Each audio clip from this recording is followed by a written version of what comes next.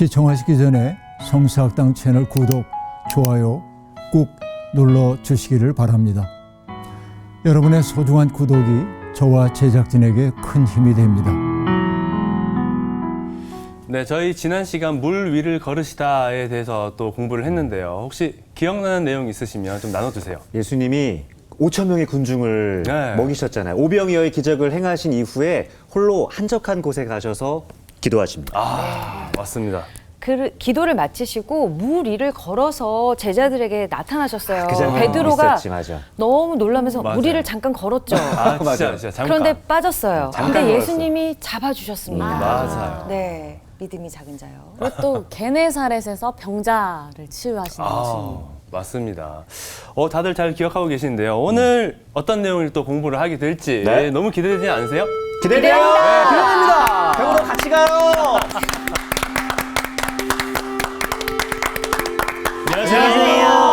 안녕하세요. 잘 지냈나요? 네. 네. 언제나 잘 지내죠. 네. 네. 어떻게 보면 우리가 일상을 누린다고 하는 것처럼 행복하고 기쁜 일이 없습니다. 네. 우리는 일상을 지루하게 느끼잖아요. 반복되기 때문에. 근데 반복되는 일이 없다고 한다면 우리 삶이 얼마나 불안정하겠어요.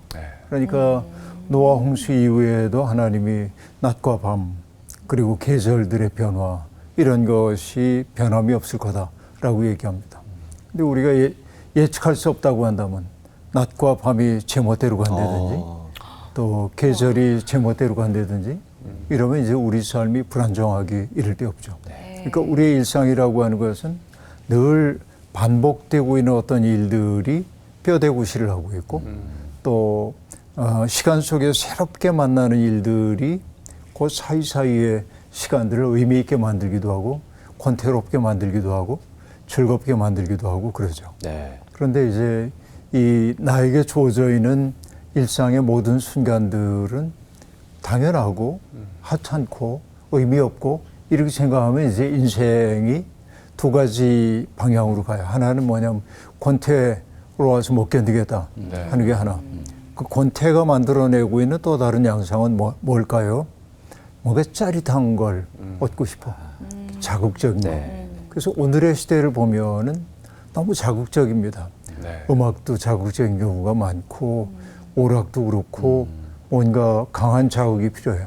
그런데 우리가 경험하는 거지만은 내가 강한 자극에 처음에 노출될 때는 충격이 옵니다. 정서적 충격도 오고 신선하고 근데 그 강한 자극을 계속 받으면 무뎌져요. 또 무뎌져요. 네. 성에 안 차. 그거 가지고 성에 안 차.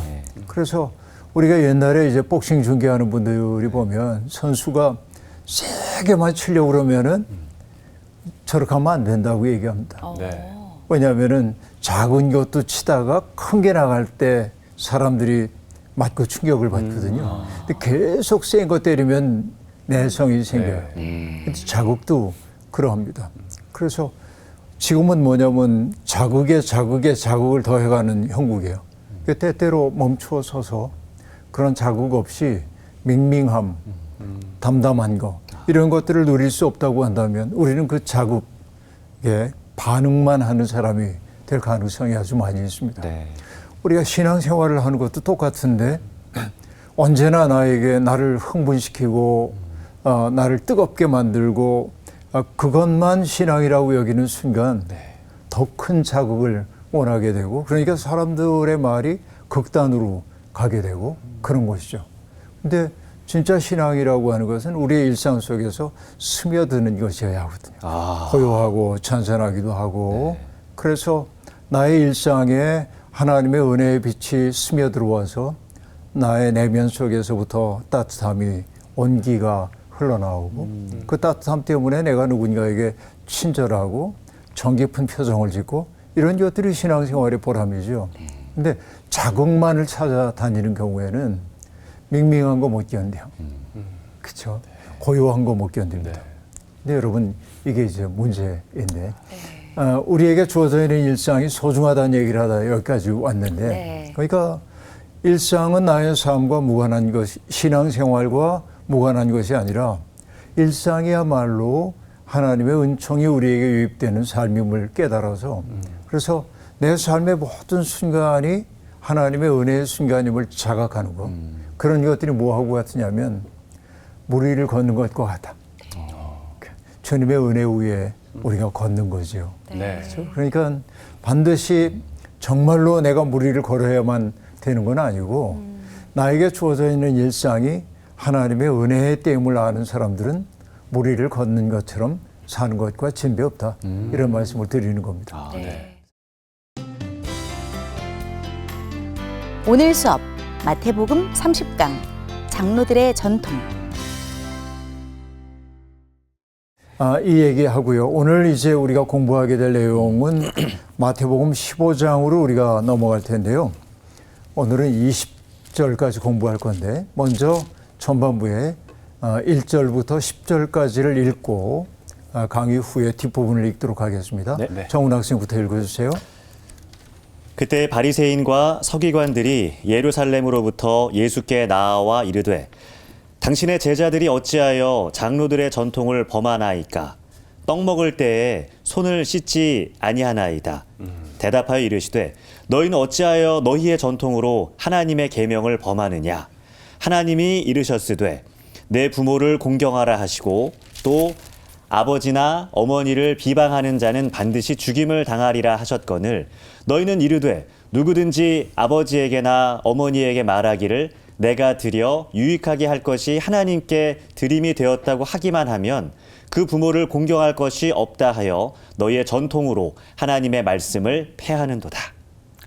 외식하는 자들아 이사야가 너희에 관하여 잘 예언하였도다. 일러스되 이 백성이 입술로는 나를 공경하되 마음은 내게서 멀도다. 사람의 계명으로 교훈을 삼아 가르치니 나를 헛되이 경배하는도다 하였느니라 하시고 무리를 불러 이르시되 듣고 깨달으라. 마태는 이제 장면을 전환할 때마다 그때 이런 말. 마치 우리가 옛날 얘기할 때 옛날 옛적에 그렇죠. 영어로는 once upon a time 이렇게 얘기했던 것처럼 그때 바리새인과 서기관들이 예루살렘에서부터 예수님께 왔다. 평범한 말처럼 들립니다. 네. 그러나 바리새인들과 서기관들은 예루살렘에만 있진 않죠.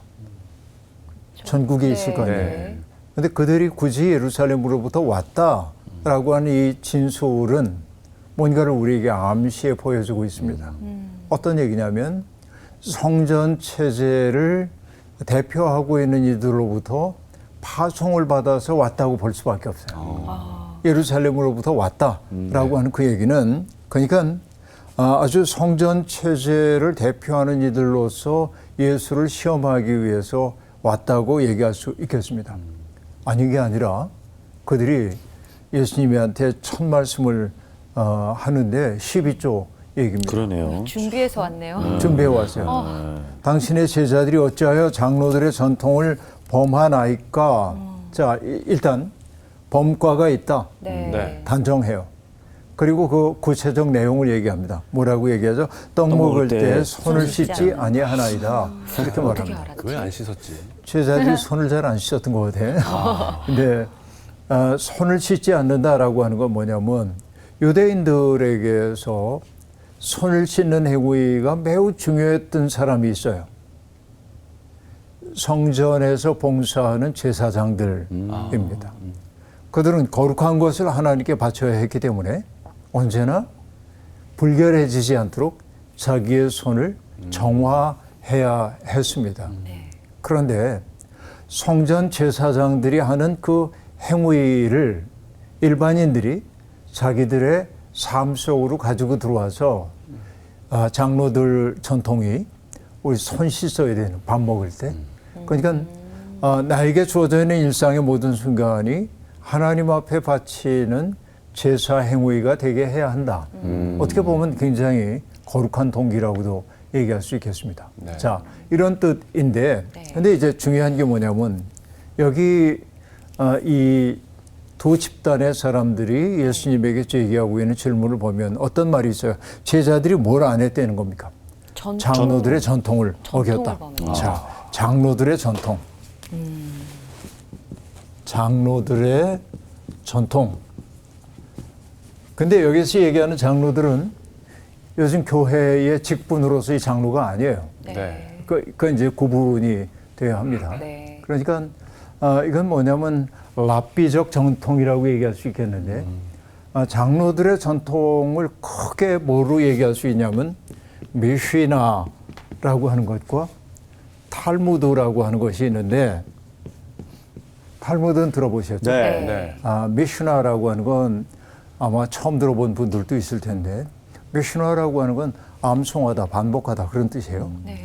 어떤 뜻이냐면 유대인이 어떻게 거룩한 백성으로 살아야 하는지에 대한 6개 정도의 그 카테고리, 범주 속에서 그들이 꼭 지켜가야 할 질서를 다양하게 얘기하고 있는데 이것을 이제 일종의 토라가 하나님이 이스라엘에게 주신 굉장히 중요한 계명이죠. 네. 창세기부터 창세기, 출애굽기, 레위기, 민수기, 신명기 이 토라를 요약해 놓은 거예요. 이것은 네. 일종의 이제 그 거룩한 백성으로 살기 위해 어떻게 해야 하는지를 생활 속에서 규정해 놓은 일종의 규정들 이런 것들이라고 볼 수 있습니다.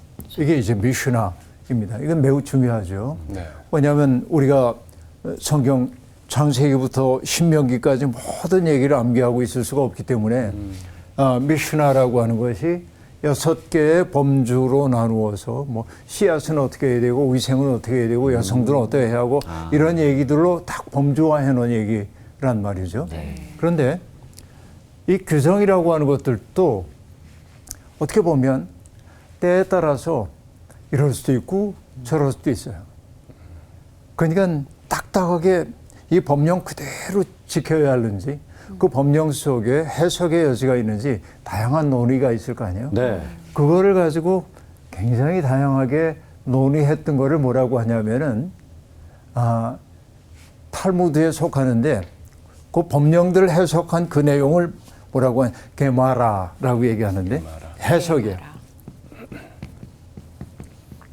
이 규정들에 대한 해석이 게마라라고 얘기를 하고 있는데 탈무드는 뭐냐? 미슈나 플러스 랍비들이 법 규정들을 다양한 상황 속에서 해석해 놔서 일상에 적용할 수 있도록 적어 놓은 것을 게마라라고 하는데 네. 이 미슈나 법령과 그 해석을 담아 놓은 것이 탈무드예요. 네. 탈무드는 어마어마하게 많아요. 이거는. 그러니까 해석이니까 많을 수밖에 없는 것이죠. 네. 그러니까 이 장로들은 이것을 매우 중요하게 생각했어요. 성경 못지않게 중요하게 생각을 하는 겁니다. 네. 근데 이 탈무드나 미슈나의 전통에 의하면은 밥 먹기 전에 손을 씻어야 하는 거예요. 네. 이게 장로들의 전통입니다. 그런데 예수님의 제자들이 그 전통을 어겼다는 거예요. 네. 자, 그럼 이제 예수님이 여기에 대한 변론을 펼쳐 나가셔야 합니다.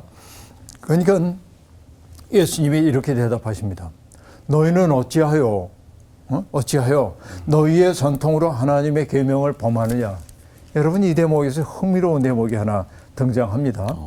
2절에서 바리새파 사람과 서기관이 12조로 얘기할 때 2절에 보면 당신의 제자들이 어찌하여 네, 어찌하여. 라고 물어요. 어찌하여라는 단어를 씁니다. 네. 네. 근데 3절에 예수님이 대답하실 때 너희는 어찌하여. 어찌하여 똑같은 말로 받아치셨습니다. 네.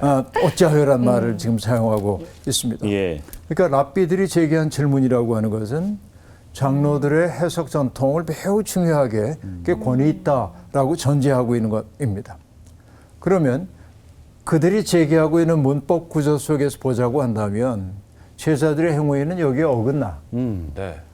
그러니까 그 문법 속에 들어가면 할 말이 없어요. 네. 그런데 예수님은 그들이 당연하다고 생각하고 있는 장로들의 전통의 권위 그 자체를 문제를 삼는 거예요. 어떻게 문제를 삼냐면 이 장로들의 전통에 마주 세우는 것이 뭐냐면 하나님의 계명입니다. 네. 하나님이 주신 계명이에요. 장로들의 전통은 해석이죠. 네. 예수님이 다 얘기하는 거예요. 해석이 중요해요? 아니면 하나님이 주신 계명이 중요해요? 계명이 중요해요. 중요하죠. 비교가 딱 안 그 되는- 얘기를 지금 하는 거예요. 네. 그러면 자 장로들의 전통을 어겼다고 하는 그들의 근거는 뭐였냐면 제자들이 빵을 먹을 때 손을 안 씻지 않는다라고 하는 것입니다. 네. 이걸 예로 들었죠. 예수님도 이제 예를 들어야 돼요. 네. 이게 왜 중요한지에 대한 예를 들어야 하는데 그게 여기에 이제 딱 등장합니다. 너희는 이르되 누구든지 아버지나 어머니에게 말하기를 내가 드려 유익하게 할 것이 하나님께 드림이 되었다고 하기만 하면 그 부모를 공경할 것이 없다 하여 너희의 전통으로 하나님의 말씀을 폐하는도다. 자, 이게 무슨 얘기냐면 예. 이 말이 어려울 수 있는데 마태복음은 그냥 풀어서 설명합니다. 그런데 마가복음 7장 11절에 보면 바로 여기 풀어서 설명한 것을 한마디 단어로 요약을 해요. 그게 뭐냐면 고르반. 고르반. 들어봤어요? 네, 고르반 네, 되었다라고 네, 한 네. 말. 고르반이란 말이에요. 이거 뭐냐면 하나님께 드린 헌물이라고 한 뜻입니다. 자, 여러분 제2성전기에 많은 사람들이 하나님 앞에서 뭐 소원이 있을 거 아니에요? 하나님 이 소원 제게 들어주시면은 제가 어떻게 하겠습니다. 소원을 한단 말이에요. 하나님께 조건을 걸지 않더라도 나는 이렇게 소원합니다. 라고 얘기합니다. 제2성전기에 그 소원하는 일들이 많아지게 되었는데 그때 랍비들의 해석에 의해서 어떤 일들이 있었냐면 자, 이게 너무 소중해. 이게 네. 내 인생에 너무 소중해. 내 재산 같은 거일 수도 있습니다. 이거를 하나님께 바칩니다.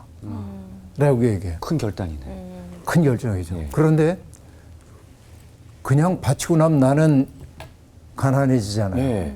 그래서 이 고르반 제도는 뭐냐면 하나님께 바칩니다 라고 서원하는 순간 이것은 하나님께 속한 것이 돼요. 그런데 이 사람이 세상을 떠나기까지는 사용권을 갖는 거예요. 사람이. 사용권. 네. 그렇기 때문에 내가 이걸 사용하되 어느 날 이제 내 친척인 나온 씨가 어려워서 네. 재산을 좀 덜어주고 싶어도 네. 안 돼요. 아, 오. 못해. 왜? 네. 하나님께 하나님 바친 것이니까. 것이기 때문에. 그러니까 이것은 하나의 종교적인 제도라고 얘기할 수 있겠는데 네.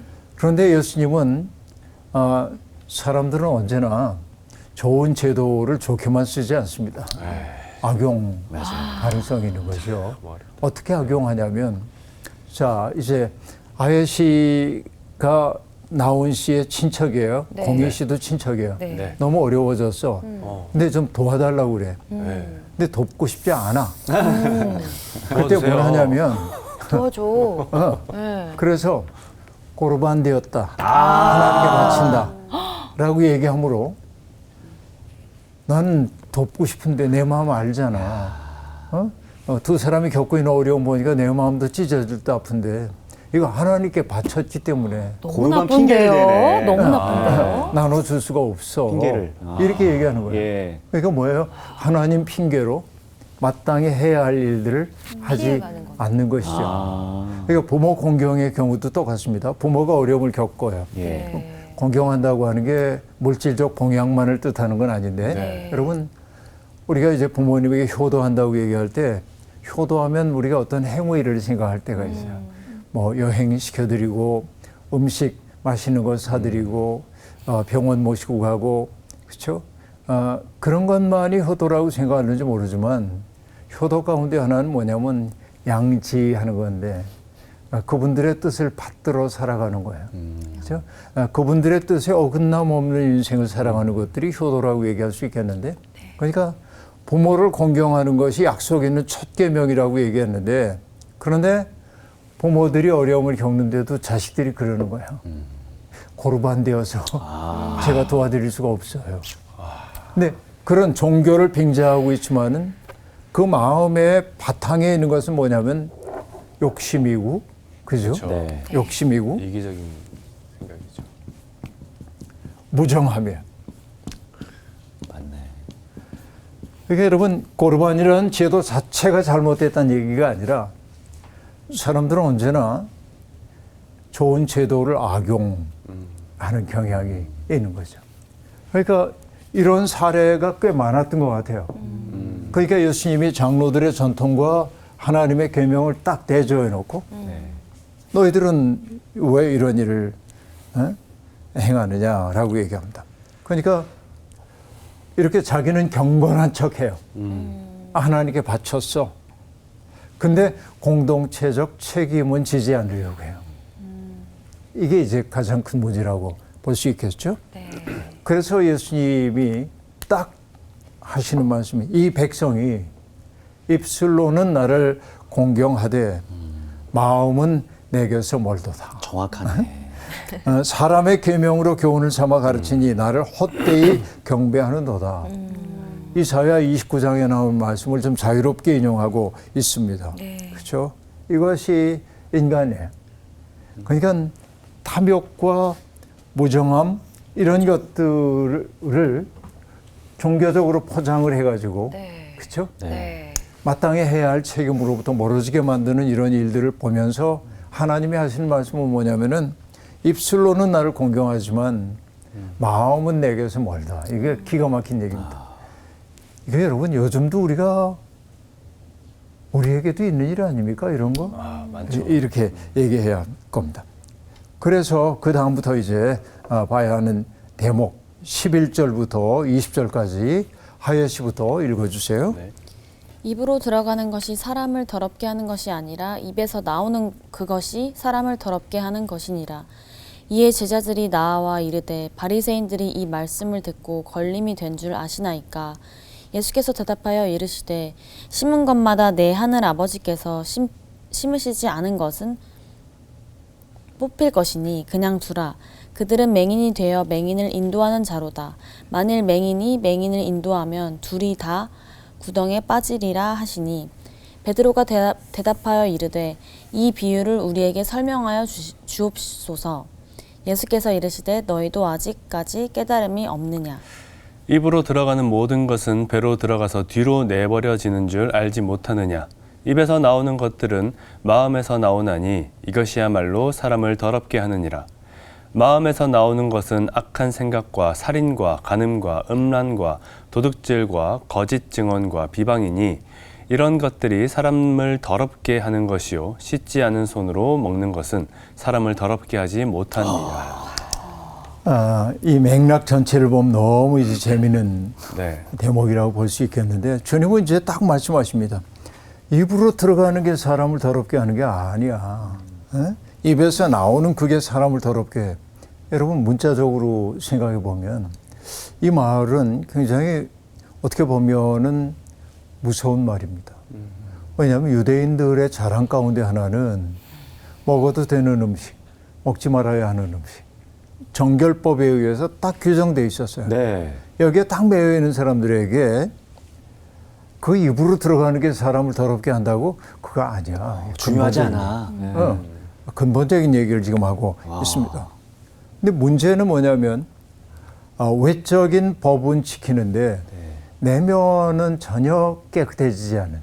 그러니까 정결한 행위를 하는 것처럼 보이는데 그걸 통해서 결국 이루어져야 되는 게 뭐냐. 여러분 정결한 행위를 하는 목적이 뭐냐면 그 행위 자체가 목적이 아닙니다. 그런 행위의 반복을 통해서 내 마음속에 있던 더러운 것들을 씻어내는 거예요. 네. 삼감을 통해서, 그죠? 네. 이런 것들, 이건 이제 삼가하는 행위죠. 네. 네.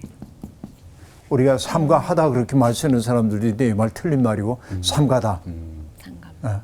삼가야 합니다. 이렇게 삼가해야 합니다. 이게 틀린 네. 말입니다. 삼감. 삼가. 적절한 행위를 통해서 그러니까 내 삶을 절제하고 삼가는 일을 통해 정결한 행위에서 뭐냐면 정결한 마음으로 가야 돼. 네. 네. 내 마음의 닦음이야 결국은. 네, 그 네. 행위를 하는 까닭이. 그런데 주님이 보기 뭐냐면 여기에 멈춰. 남들이 볼 때는 내가 정결한 행위를 하는 것처럼 보입니다. 구별을 딱 하고 하지 말아야 될 것을 삼가합니다. 근데 문제는 뭐냐? 나는 삼가는데 나온 씨는 삼가지 않았어. 그럼 무시하고 비난하고. 그렇죠? 정죄하는군요. 무슨 얘기인지 알겠죠? 네. 자기 마음속에 뭐가 있는 거야. 비교하고 평가하고 누군가를 정죄하고 더럽다고 규정하고 이런 것들이 자기 속에 있어. 여기에 방도하지 못한 거라고 볼 수 있습니다. 그러니까 외적 행위가 나를 경건하게 만드는 것처럼 생각하지만 그렇지 않다라고 하는 얘기입니다. 주님이 제일 싫어했던 것 가운데 하나가 외식하는 거예요. 네? 우리가 농담으로 그러잖아요. 밥 같이 먹자 그러면 성경이 외식하지 말라고 그랬어요. 그 바깥에서 먹는 외식이 아니고 겉을 꾸미는 거죠. 네. 사람들 보기에 나를 근사하게 포장하는 게 외식인데 주님 그게 제일 싫어하셨던 것 같아요. 피곤해요. 네. 근데 율법주의가 그런 거죠. 여러분 거듭 얘기하지만은 율법은 좋은 거잖아요. 네. 문제는 율법주의입니다. 모든 주의가 문제라고 얘기할 수 있겠는데 그러니까 정결의식에 집착하면서도 자기들의 내면을 정화하지 못하는 그 현실을 적나라하게 지금 지적을 하고 있는 겁니다. 여기서 얘기하는 뭐가 사람을 더럽게 한다고 얘기하냐면 뭐가 사람을 더럽게 합니다. 마음에서 나오는 것들이 사람을 더럽게 만드는 거죠. 여기 그렇게 얘기를 지금 하고 있습니다. 네. 여기 말합니다. 입에서 나오는 그것이 사람을 더럽게 한다. 여러분 입에서 나오는 것은 뭐가 나오는 걸까요? 말이기도 한데 네. 말의 출발점은 뭐라는 거예요 지금? 마음이. 생각, 마음. 네. 카르디아. 그 마음에서부터 나오는 거야. 내가 하는 말은. 여러분 우리가 우연히 이제 뭘 하다가 사람들에게 톡 말을 하잖아요. 네. 이게 내 진심은 아닌데 그냥 농담으로 하는 얘기인데 하면서 얘기하는데 농담인데 사실은 그 사람의 속마음일 때가 제법 많아요. 농담을 빙자. 우리 살다 보면 그렇잖아요. 네. 누군가에게 상처되는 말을 해. 네. 그런데 그게 농담이래. 근데 농담도 그렇게 안 나오거든요. 마음에 있는 게 밖으로 나오도록 맞아요. 돼 있는 거죠. 그러니까 내 속에 있는 악한 의도, 욕망 이런 것들이 말을 통해 나와요. 그래서 말을 보면 그 사람을 알 수 있어요. 그러니까 말이라는 게 뭐냐? 여러분 이렇게 얘기할 수 있을지 모르는데 이게 늘 일치하는 것은 아니지만 말은 마음의 외화, 왜요? 내 마음이 밖으로 드러난 거예요. 맞아요. 말이라고 맞아요. 하는 거예요. 네. 그래서 오늘날 사람들이 사용하고 있는 말을 보면 그 사람의 마음의 풍경이 짐작이 되는 거예요. 욕잘하고 말끝마다 험담하고 냉소하고 비난하고 혐오의 말들을 쏟아내고 그렇죠? 이런 사람들을 보면 가련해 그 마음이 빈곤하고 찢겨 있고 상처가 많기 때문에 그런 말 하는 경우가 제법 많이 있습니다. 그래서 말은 성품의 부산물이 아니라 그의 성품을 드러내는 표지가 된다. 말을 보면 그 사람을 알 수 있다. 그런데 어쨌든 주님이 그렇게 얘기를 딱 하자 말문이 막혔겠죠. 바리새파 사람들, 서기관들은. 네. 그런데 제자들은 가만히 보니까 그들의 표정이 별로 좋지 않은 걸 알았어. 그래서 뭐라고 얘기를 합니까? 제자들이 와서 바리새인들이 이 말씀을 듣고 걸림이 된 줄 아시나이까? 이렇게 이제 묻게 됩니다. 그렇죠? 바리새인들에게 걸림이 됐대. 주님이 하신 말씀이. 왜냐하면 내가 위선적으로 나를 더러운 걸 가리고 있었는데 누군가가 푹 그걸 찌르면 아프잖아요. 네. 내가 드러난 것 같고. 그래서 걸림 이렇게 되었다. 스칸달론이 되었다. 네. 스캔들이라는 말과 같은데 걸림돌이라는 말이기도 하지만은 요즘 젊은이들이 잘 쓰는 말로 얘기하면 트리거, 방아쇠 트리거. 그런 거예요. 네. 그 말이 지금 트리거가 되었습니다. 그 말. 그러니까 내가 얼마나 근사한지 나를 포장하며 지내고 있었는데 그래서 내가 사람들 앞에 경건의 외양을 띠고 내가 근사하게 살았는데 주님이 내 심의 동기를 확 드러낸 거예요. 예. 그러자 내가 부끄럽다 이렇게 안 되잖아요. 뭘 합니까? 자기의 정체를 폭로한 사람에 대한 적대 감정을 품게 돼. 이게 여러분 성경을 통해 우리가 보게 되는 것은 바리새파 사람들의 위선이 아니라 우리의 마음을 보는 거예요. 우리의 마음도 그런 요소들이 있다라고 하는 것이죠. 그러니까 여러분 당연하게 여기던 종교 체제와 충돌함으로써 주님은 그들이 기대고 있던 권위의 체제를 토대를 흔들었어요. 이게 이제 기득권 세력과 예수님 사이에 다툼이 벌어질 수밖에 없는 것, 이걸 보여주고 있는데 주님은 이렇게 말씀하십니다. 심은 것마다 내 하늘 아버지께서 심지 않은 것은 뽑힐 것이니 그냥 두라. 그들이 어떠하든지 거기에 영향받지 말아라. 왜냐하면 우리는 여러분 살다 보면 내가 누군가를 설득하고 싶어질 때가 있습니다. 네. 그런데 설득 잘 안 되죠. 네. 그 주님이 하신 말씀이 뭐냐면 그냥 둬. 두라. 그걸 설득하고 바꿔놓으려고 하고 그런 거 하지 말고 그냥 두라는 거예요. 때가 되면 하나님이 뽑으실 거다라고 말합니다. 여러분 우리가 평화를 얘기할 때 어떻게 평화로운 공존이 이제 중요하냐면 가장 중요한 태도 가운데 하나가 뭐냐면 고쳐주려는 마음부터 내려놔야 돼요. 네? 고쳐주려는 마음.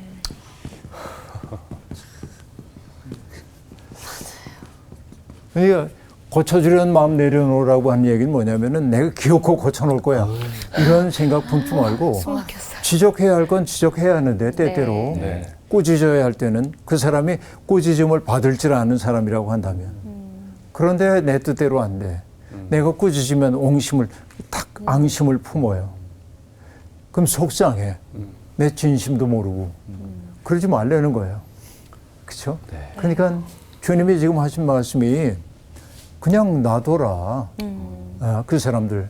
하나님의 그들의 마음속에 있는 거 뽑게 되면 굳어진 사고 내가 바꾸려고 하면 안 돼. 하나님이 하실 일이라 하는 얘기입니다. 그러니까 진리를 드러내고 우리가 마땅히 해야 할 것을 가르치되 내가 심판관이 되지 말고 그의 운명은 하나님께 맡겨라 라고 하는 얘기입니다. 그리고 그들에 대해서 하는 얘기가 뭡니까? 그들은 맹인이 되어 맹인을 인도하는 자로다 라고 말합니다. 사실 이 맹인이라는 표현은 요즘 우리가 잘 쓰지 않는 말이긴 합니다. 네. 시각장애인 그렇게 얘기하죠. 옛날 번역이기 때문에 이게 맹인 이렇게 말하는데 왜냐하면 여기 차별이 있기 때문에 그래요. 그 말 속엔. 네. 어쨌든 성경이 지금 이렇게 얘기하고 있는데 시각장애인이 시각장애인을 인도하기는 참 어렵습니다. 내가 앞을 보지 못하니까.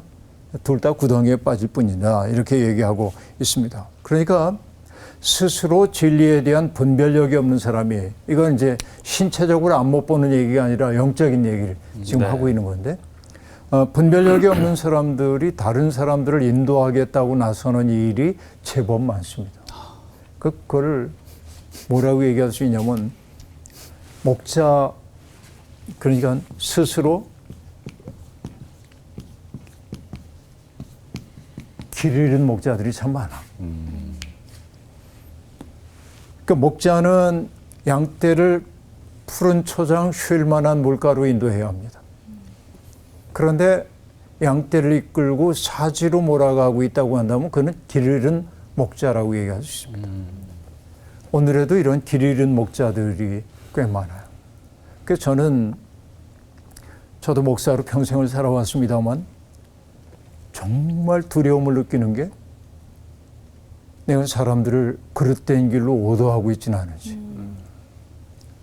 누군가를 천국 백성으로 만들어야 하는데 주님도 얘기했던 것처럼 너희보다 더 악한 지옥의 자식으로 만든다 하는 얘기도 하는데 믿는다고 하는 그것 때문에 오히려 더 나빠진다고 한다면 그건 그 책임이 누구에게 있습니까? 길 잃은 목자들에게 있다. 그래서 저는 우리 후배 목사님들 만날 때마다 공부 열심히 하세요 라고 말하는데 그 공부는 책 가지고 하는 공부만이 아니라 진리 공부. 정말 하나님의 뜻이 어디에 있는지를 분별하기 위해서 치열하게 기도하고 노력하고 근데 내가 다 아는 것처럼 말하면 안 되고 언제나 겸허하게 길을 여쭙고 그렇죠? 성령의 인도함을 받으려고 애를 쓰고 그리고 오늘 내가 머물고 있는 확신이 이런 확신이 있지만 그래도 또 조심스럽게 여쭤가면서 그 길 가야죠. 난 이걸 공부라고 얘기를 하고 있는데요. 주님이 볼 때 이 문제가 가장 심각하게 다가왔다 하는 얘기입니다. 그래서 자기들의 입장을 강화하기 위해서 다른 사람들을 나쁜 길로 인도하고 있는 종교 지도자들, 여기에 대해서 예수님은 분노하고 계셨음을 알 수 있습니다. 네. 그래서 이제 베드로가 그동안 있었던 이런 일들을 쭉 돌아보면서 주님한테 여쭈어요. 응? 우리에게 이 비유 우리에게 들려주셨는데 그 비유의 뜻을 좀 우리에게 일러주시면 좋겠습니다 라고 얘기합니다. 제자답죠. 네. 깨닫지 못하면 물어야 합니다. 여러분, 질문이라고 하는 건 참 좋은 거죠. 때때로 질문이 어리석어 보일 때도 있지만 어리석은 질문이라도 하는 게 낫습니다. 안 하는 것보다. 네. 근데 이제 베드로가 지금 그런 질문을 합니다. 그러자 주님이 야, 아직도 깨닫지 못해? 라고 말하면서 입으로 들어가는 모든 것은 먹는 거죠. 네. 배로 들어가서 뒤로 나와. 인간은 두 개의 구멍으로 돼 있대. 먹는 구멍과 내보내는 구멍으로 돼 있어요. 옛날부터 그렇게 얘기합니다. 그러니까 입에서 나오는 것들은 어디로부터 나와요? 마음으로부터 나온다. 카르디아. 그렇죠? 그러니까 먹는 것은 입으로 들어가서 뒤로 나오는데 또 입에서 나오는 것은 말이죠. 우리가 사용한 말이죠. 그것은 마음에서 나오는데 사람을 더럽게 하는 것은 먹는 음식이 아니라 속에서부터 나오는 그 말이라고 얘기하고 있습니다. 그리고 마음에서 나오는 나쁜 것들을 얘기해요. 악한 생각, 살인, 간음, 음란, 도둑질, 거짓 증언, 비방 이런 것들이 다 뭐와 관련되나 보니까 타자들을 존중하지 않는 행위와 관련됩니다.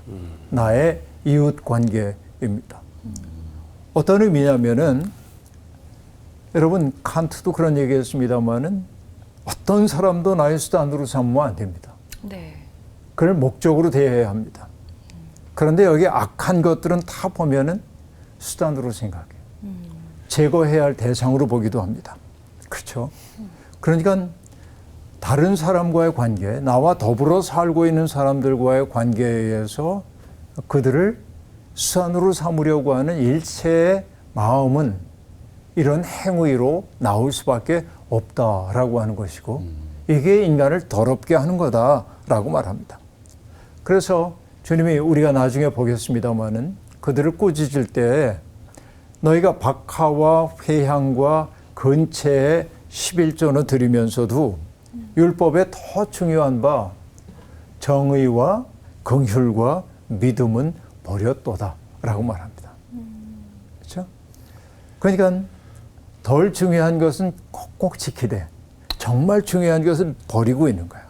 그래서 우리는 날마다 나의 내면을 정화하기 위한 노력을 하지 않으면 안 됩니다. 그래서 그러기 위해 제일 필요한 게 뭡니까? 자기 기만에서 벗어나야 돼. 자기가 자기를 속이는 거. 이만하면 내가 괜찮지 않아? 이만하면 내가 공희 씨보다 좀 낫지 않아? 이만하면 내가 나온 씨보다 잘 살고 있지 않아? 자기 기만. 자기 기만에서 벗어나는 순간 우리 속에 있는 게 뭐냐면 오호라 나는 곤고한 자로다. 그게 우리에게 찾아와요. 그건 뭡니까? 하나님의 은혜가 아니면 살 수가 없어. 네. 은혜에 대한 갈망이 우리 속에 찾아오게 됩니다. 그런데 기도만 한다고 내 마음이 새로워지진 않아요. 그 다음에 해야 하는 일은 뭡니까? 훈련해야 돼. 내 삶과 내 마음을 자꾸 훈련해야 돼. 회개하고 묵상하고 침묵하고 언어를 절제하고 자비를 실천하고 그런 실천을 해나가지 않으면 내가 깨끗해지는 법이 없어요. 그런데 나 홀로 애쓴다고 내가 깨끗해지기 어려워요. 그게 뭐냐면 공동체 속에 있어야 돼. 그래서 함께 살고 있는 이들을 영혼의 숫돌로 삼아가지고 나를 자꾸 갈아내지 않으면 안 됩니다. 이런 것들이 우리 마음을 깨끗하게 하는 길이에요. 뭐라고 얘기해? 자기 기만에서 벗어나야 돼. 네. 은혜를 갈망해야 돼. 삶을 훈련해야 돼. 네. 공동체 속에 속하면서 항상 그 공동체 속에서 나를 누군가에게 선물로 주는 연습들을 해야 내 마음이 조금씩 깨끗해지기 시작한다 하는 얘기입니다. 네. 오늘 정말 마음을 깨끗하게 하는 일이 무엇인지에 대한 이야기를 함께 나눴습니다. 한 주간 살아가면서 여러분에게 주어져 있는 일상의 모든 순간이 하나님의 은총의 때임을 자각하면서 그 은총의 순간들을 아름답게 누리기를 바랍니다. 고맙습니다. 고맙습니다.